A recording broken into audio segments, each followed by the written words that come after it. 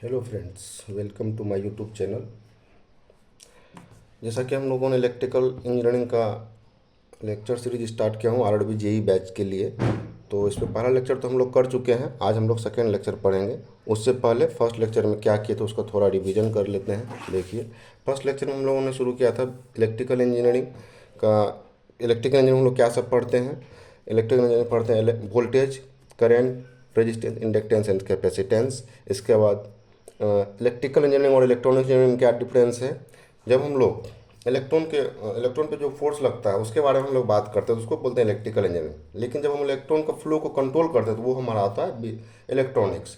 तो ये हमारा बेसिक डिफरेंस है इलेक्ट्रिकल और इलेक्ट्रॉनिक्स इंजीनियरिंग में। नेक्स्ट हमारा है एटम। एटम पढ़े थे। एटम क्या होता है? Smallest unit of any element is called atom. Atom में हमारा क्या होता है? एक प्रोटॉन होता है, न्यूट्रॉन होता है और इलेक्ट्रॉन होता है। तो हमारा जो न्यूक्लियस होता है एटम का, न्यूक्लियस में प्रोटॉन और न्यूट्रॉन रहता है, उसके चारों ओर इलेक्ट्रॉन रिवॉल्व करता है, जो सेल है हमारा। और प्रोटॉन का, न्यूट्रॉन का और इलेक्ट्रॉन का सबके बारे में, मास और चार्ज के बारे में पढ़ते थे। तो प्रोटॉन मेरा क्या होता है? पॉजिटिवली चार्ज होता है, न्यूट्रॉन में कोई चार्ज नहीं होता और इलेक्ट्रॉन में नेगेटिव चार्ज होता है। और हम लोग ये भी जाने थे कि हर एक सेल में कितना इलेक्ट्रॉन हो सकता है। तो number of electrons in a shell equal to 2n², where n is the number of orbit. कौन सा ऑर्बिट है? मान के लिए फर्स्ट ऑर्बिट लिया, n equal to nucleus just side वाला जो है फर्स्ट ऑर्बिट हुआ। इसके बाद आगे बढ़ते जाएंगे तो 2, 3, 4 इस तरह से लेते जाएंगे। तो फर्स्ट ऑर्बिट में मैक्सिमम 2 इलेक्ट्रॉन हो सकता है। इसके बाद n का वैल्यू अगर 2 पुट कर दिए तो सेकेंड ऑर्बिट में 8 इलेक्ट्रॉन हो सकता है। उसी तरीके से हम लोग n का वैल्यू अगर पुट करते जाएंगे तो n का वैल्यू अगर 3 पुट कर देंगे तो 18 इलेक्ट्रॉन हो जाएगा थर्ड ऑर्बिट में। ये देख पा रहे हैं आप लोग जैसा कि। और फोर्थ पुट करेंगे तो n का वैल्यू 32 इलेक्ट्रॉन हो सकता है। तो मैक्सिमम 8 इलेक्ट्रॉन्स पॉसिबल है इन आउटर मोस्ट सेल। इसके बाद हम लोग पढ़े थे कंडक्टर, इंसुलेटर और सेमीकंडक्टर में इलेक्ट्रॉन का क्या रहता है। अगर less than outermost shell में अगर लेस देन 4 इलेक्ट्रॉन हुआ तो कंडक्टर होगा, more than 4 electrons in outermost shell होगा तो इंसुलेटर होगा। अगर 4 इलेक्ट्रॉन ही होगा तो उसको सेमीकंडक्टर बोल देंगे। एटम्स जो है मेड ऑफ इलेक्ट्रॉन, प्रोटॉन और न्यूट्रॉन। इलेक्ट्रॉन पे निगेटिव चार्ज होता है और प्रोटॉन पे पॉजिटिव चार्ज होता है और न्यूट्रॉन पे कोई चार्ज नहीं होता है। और सबका वैल्यू दिया हुआ है। इलेक्ट्रॉन पे चार्ज होगा -1.6 इंटू 10⁻19 कूलम और उसका मास निकालेंगे इलेक्ट्रॉन का 9.1 इंटू 10⁻31 kg। उस तरह से प्रोटॉन का लेंगे तो प्रोटॉन का सिर्फ पॉजिटिव चार्ज हो जाएगा और मैग्नीट्यूड तो सेम ही रहेगा 1.6 इंटू 10⁻19 कूलम। और मास बोलेंगे तो 1.67 इंटू 10⁻27 kg। और चार्ज कुछ नहीं होता है न्यूट्रॉन का। इसके बाद न्यूट्रॉन का मास हो जाएगा और प्रोटॉन का मास होगा। एक एक इंपॉर्टेंट कॉन्सेप्ट है, mass of proton equal to mass of neutron. ये तो होता है। और हम लोग एक जानते हैं mass of proton equal to 1840 times of the mass of electron. किसी किसी बुक में 1837 भी दिया हुआ है, लेकिन हम लोग 1840 ये याद रखना है। और इसी तरह से मास ऑफ इलेक्ट्रॉन यहाँ से निकालेंगे तो 1/1840 इंटू मास ऑफ प्रोटॉन। एक हमारा होता है मास ऑफ प्रोटॉन को हम लोग एएमयू में रिप्रेजेंट करते हैं। एएमयू क्या होता है? Atomic mass unit. और मास ऑफ प्रोटॉन 1 एमयू और मास ऑफ न्यूट्रॉन 1 एमयू होता है। नेक्स्ट हमारा आज का जो लेक्चर है लेक्चर 2 में हम लोग पढ़ेंगे। कुछ इलेक्ट्रोस्टैटिक सिस्टम ऑफ यूनिट बचा हुआ था, ये देखेंगे। और इसके बाद हम लोग चार्ज के बारे में पढ़ेंगे और करंट के बारे में पढ़ेंगे। तो चलिए, इलेक्ट्रोस्टैटिक सिस्टम ऑफ यूनिट। इसमें सबसे पहले 1 coulomb equal to 3 into 10⁻9 electrostatic unit होता है। ये हमको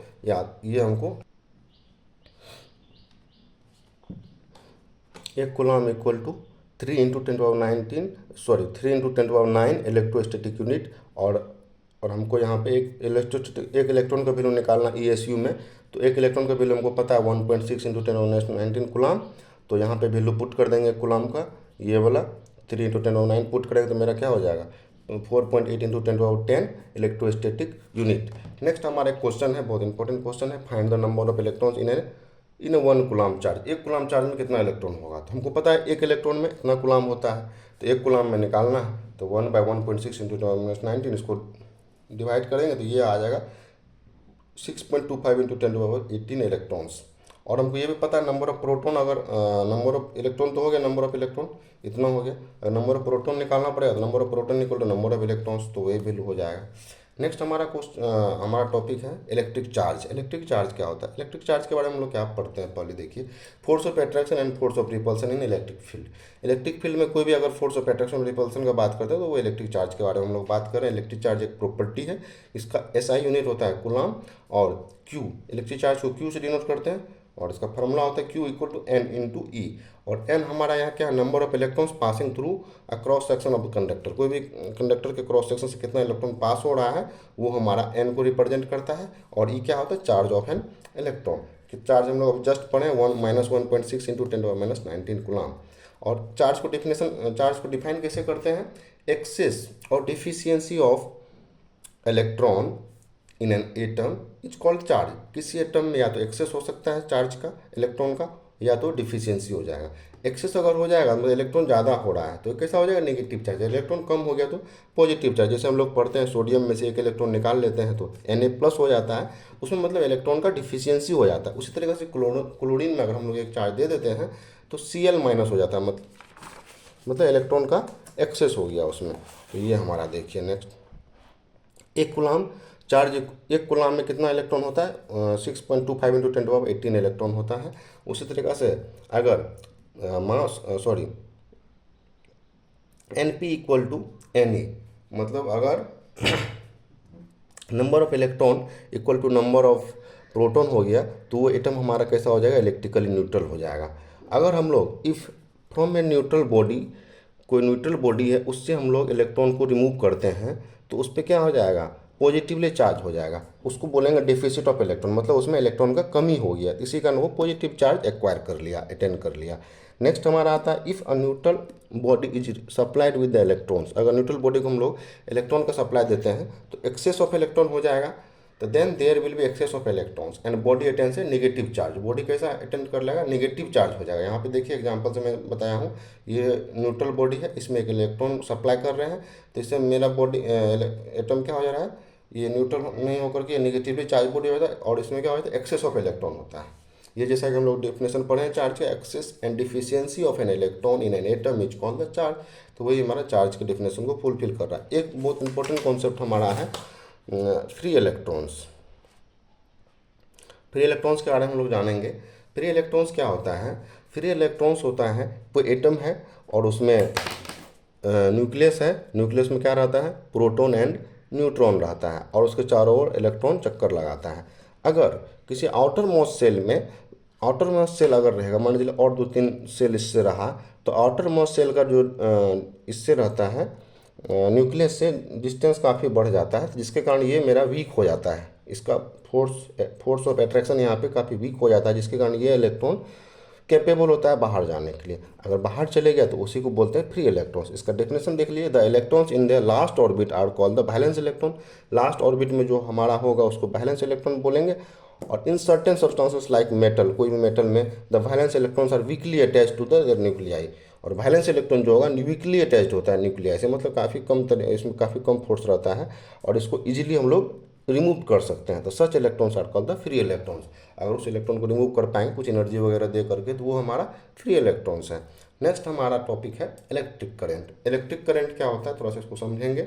इलेक्ट्रिक करंट क्या होता है? The flow of free electrons in A definite direction is called the electric current.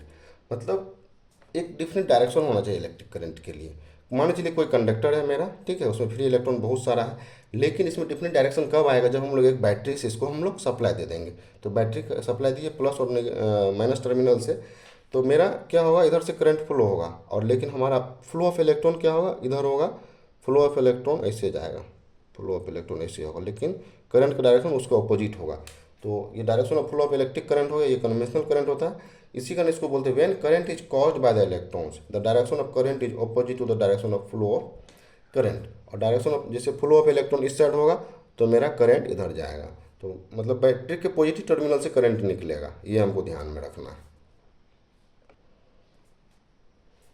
और I equal to del Q by del T या D Q by D T भी लिखते हैं। और करंट का यूनिट मेरा SI यूनिट होता है एम्पियर, और नॉर्मली अगर ऐसे कर देंगे तो देखिए D Q by D T लिखे मतलब क्यू बाई टी, तो क्यू का यूनिट क्या होता है कुलाम और टी का होता है सेकेंड, कुलाम पर सेकेंड, ऐसे भी लिख सकते हैं। एक मेरा क्वेश्चन है, देखिए इसको लिख रहा है flow of charge in any circuit is इतना क्यू ऑफ टी बराबर दिया हुआ, then find the current at 3 second, current का वैल्यू निकालना है। दूसरा क्वेश्चन है find the time at which no current flows in a circuit, कोई करंट फ्लो नहीं हो रहा है तो आई ऑफ टी जीरो हो जाएगा। तो सबसे पहले हमको फाइंड द करंट बोला है, तो करंट निकालने के लिए क्या करेंगे, करंट निकालने के लिए इसको डिफ्रेंसिएशन कर देंगे। D Q by D T मेरा आई होता है, इसको डिफ्रेंसिएशन कर देंगे। डिफ्रेंसिएशन आप लोग जानते होंगे, इसको मैं डायरेक्ट डिफ्रेंशिएट करता हूँ। देखिए क्यू ऑफ टी हमारा दिया हुआ है 2t³ minus 2t² plus 18t, तो D Q by D T अगर कर देंगे तो इसको डिफ्रेंशिएशन करेंगे, कितना होता है 6t² माइनस 4t प्लस 18, और D Q by D T को तो हम लोग आई बोलते हैं, ये आई ऑफ टी हो गया। तो मेरा आई ऑफ टी कितना हो गया 6t² माइनस 4t प्लस 18। हमको क्या पूछ रहा है 3 सेकेंड पे वैल्यू पूछ रहा है, तो आई ऑफ टी का वैल्यू अगर 3 सेकेंड पुट कर देंगे, टी बराबर 3 सेकेंड पुट कर देंगे तो 6 × 3² माइनस 4 × 3 प्लस 18। तो ये देखिए 3 3 जा 9, 9 × 6 करेंगे 54 माइनस 12 प्लस 8, तो हम 18, तो हमारा क्या हो जाएगा नेट आ जाएगा 60 एम्पियर। ये करंट का वैल्यू निकाले हैं, इसलिए तो मेरा फर्स्ट क्वेश्चन सॉल्व होगा। उसी तरह से हम सेकंड क्वेश्चन सॉल्व करेंगे, find the time at which no current flows in a circuit, तो टाइम निकालना है, तो नो करंट मतलब आई ऑफ टी जीरो हो जाएगा। आई ऑफ टी हमारा है कितना, आई ऑफ टी फाइनली कितना निकाले थे 6t² माइनस 4t प्लस 18 बराबर जीरो कर देंगे, तो इससे टी का वैल्यू हम लोग फाइंड कर लेंगे, क्वाड्रेटिक इक्वेशन सॉल्व करके ये हमारा आ जाएगा। चलिए नेक्स्ट क्वेश्चन देखते हैं, ये क्वेश्चन कंप्लीट हो गया, इसको आप लोग कर लीजिएगा। नेक्स्ट क्वेश्चन हमारा ये है, थोड़ा सा ग्राफिकल क्वेश्चन है, ये देख के टफ लग रहा है लेकिन टफ ऐसा कुछ है नहीं, तो इसको हम लोग देखते हैं, इसको सॉल्व करने की कोशिश कीजिए। ये मेरा ग्राफ दिया हुआ है करंट और टाइम के बीच में, तो सबसे पहले हम लोग ग्राफ को देखते हैं और हम लोग इससे हमको फाइंड करना है, find the number of electrons inter in the circuit. Number of electron निकालना मतलब चार्ज निकालना। एक हम लोग फार्मूला भी पढ़े थे Q = NE, Q बराबर NE पढ़े थे, यही पढ़े थे। तो अगर चार्ज पहले निकाल लेंगे, चार्ज निकालने के बाद हम लोग को N निकालना है, तो N बराबर क्या हो जाएगा यहाँ पे N बराबर Q/E कर देंगे। E क्या है, चार्ज ऑफ इलेक्ट्रॉन है, और ये चार्ज ऑन इलेक्ट्रॉन, ये Q निकालना पड़ेगा।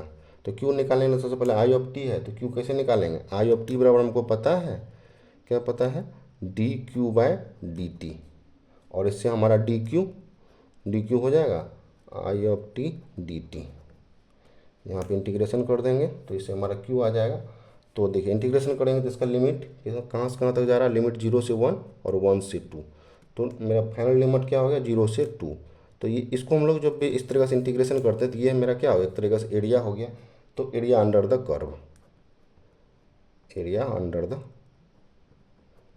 कर्व, कौन सा कर्व हो गया IT कर्व, तो एरिया अंडर द कर्व। तो एरिया निकाल दीजिए, जैसे पहले इसको इंटीग्रेट करेंगे Q, तो एरिया क्या हो जाएगा, ये ट्रायंगल दिख रहा है, ये रेक्टेंगल दिख रहा है, तो एरिया क्या होगा ट्रायंगल का एरिया 1/2 इंटू बेस क्या हो गया ये 1 इंटू हाइट 5 लिए हुए, यहाँ से 5 दिया वैल्यू इंटू 5 माइनस यहाँ पे ये नेगेटिव एक्सिस में इसका यहाँ माइनस साइन लिए हैं। अब इसका एरिया क्या होगा ये वाला 2 में से 1 गया 1 इंटू 3, तो 1 इंटू 3 हो जाएगा। समझ में आएगा नहीं, रेक्टेंगल के एरिया डाल दिए, तो सॉल्व करेंगे तो 5/2 2.5, 5/2 कितना हो गया 2.5 माइनस 9, तो हमारा फाइनल वैल्यू कितना माइनस 5,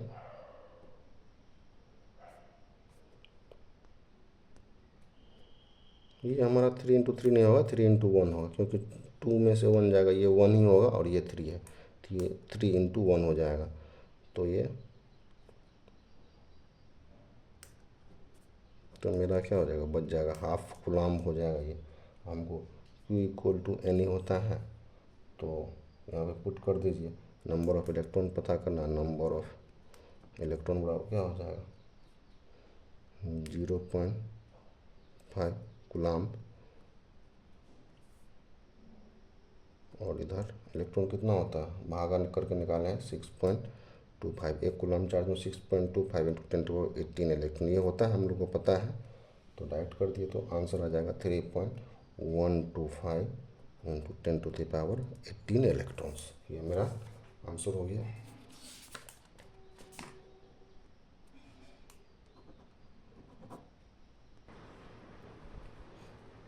क्वेश्चन कंप्लीट होने के बाद एक कॉन्सेप्ट हमारा है, उसमें करंट का एक कॉन्सेप्ट है। ये कोई कंडक्टर है, ठीक है, मान लीजिए कोई मेटेलिक कंडक्टर है, इसमें कोई सप्लाई बैटरी वोल्टेज लगा दिया तो पॉजिटिव टर्मिनल और करंट हमेशा पॉजिटिव से नेगेटिव की ओर जाएगा और इलेक्ट्रॉन हमेशा उसके अपोजिट डायरेक्शन में होगा। तो फ्लो ऑफ इलेक्ट्रॉन अगर ऐसे सप्लाई करेंगे तो फ्लो ऑफ इलेक्ट्रॉन इस तरीके से होगा और करंट मेरा इस तरीके से होगा। यहाँ पर डायरेक्शन दिखा दिए। और करंट हमेशा कैसे फ्लो करता है, HP टू LP। देखिए हाई पोटेंशियल है, हाई पोटेंशियल, यहाँ पे लो पोटेंशियल है। हाई पोटेंशियल से लो पोटेंशियल की ओर जाएगा, हाई पोटेंशियल से लो पोटेंशियल की ओर जा रहा है। तो हाई पोटेंशियल और ये लो पोटेंशियल, और direction of flow of current is always opposite to the flow of electron. ये हमारा आज का जो टॉपिक था इलेक्ट्रिक चार्ज और इलेक्ट्रिक करंट कंप्लीट हुआ। इसके नेक्स्ट जो लेक्चर लेंगे हम लोग उसमें पोटेंशियल के बारे में पढ़ेंगे, पोटेंशियल डिफरेंस और EMF क्या होता है इसके बारे में पढ़ेंगे। तो thank you for watching my lecture. अगर आपको मेरा ये वीडियो अच्छा लगा तो आप अपने फ्रेंड के साथ शेयर करें, लाइक करें और चैनल को सब्सक्राइब करें ताकि हमको मोटिवेशन मिल सके नेक्स्ट वीडियो बनाने के लिए। Thank you.